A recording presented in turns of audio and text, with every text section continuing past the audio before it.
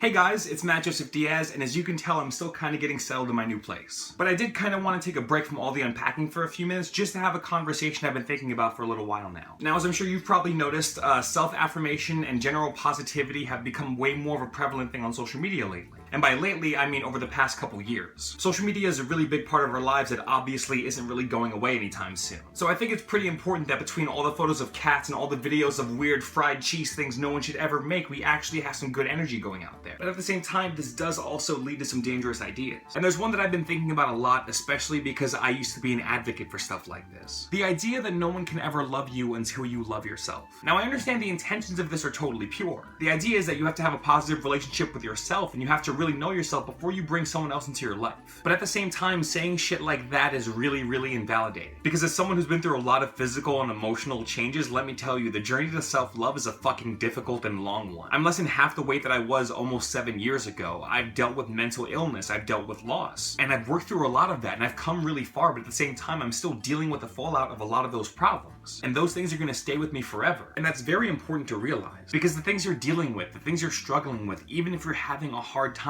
don't mean you don't deserve to be cared for. The issue with this, when you really think about it, is that it perpetuates the myth that you have to get to a certain point before you're valuable to someone else. Which I think feeds into a lot of problems we have when making progress as human beings. I think because we're proud of the progress we've made over time, we have this tendency to demonize the people we've been. And I'm definitely guilty of this. There's definitely times when I look back at myself at my heaviest weight, or myself when I was still struggling with some certain issues and been like, I'm so glad I'm not this asshole anymore. And that's not something that's good to do. Because human beings are constantly in a state of change. We're always learning more and we're always in flux. And if you continue to demonize the person you've been because they're different from who you are now, you're always going to end up hating who you were yesterday. And that isn't how this should work. You have value and you've always had value no matter who you've been. And I can tell you this because I've definitely exhibited some shitty behavior in my past. I've been one of those neckbeard, fedora, friend zone, anti-feminist dudes. I've said and done some sexist and hurtful shit. And I'm not proud of that, and I apologize for that constantly, and I try and teach other people from what I've learned from those experiences. But I accept and I understand the person who existed in that time, the person who was me in that time, needed to exist in order for me to come about now. I wouldn't be able to teach people about them in the same way that I can now. And just because you've done shitty things and acted shittily doesn't mean that you back then was worthless. Because nobody's worthless. And you don't have to get to a certain point in terms of your appearance or your body type to qualify for being loved. And while I think self-love is important and it's something you ultimately have to discover on your own, having a partner during that time can help. Because caring for someone and seeing them as so unique and special, and then realizing that they see that same thing in you, can inspire you to look inside yourself and see things that haven't been there before. Having a partner during this time isn't necessary, and not having one doesn't mean you're worthless. But being with someone while discovering yourself can give you a source of support. It can motivate and inspire you. Because everyone you've been up to now, who you are now, and who you'll be in the future are all deserving of love.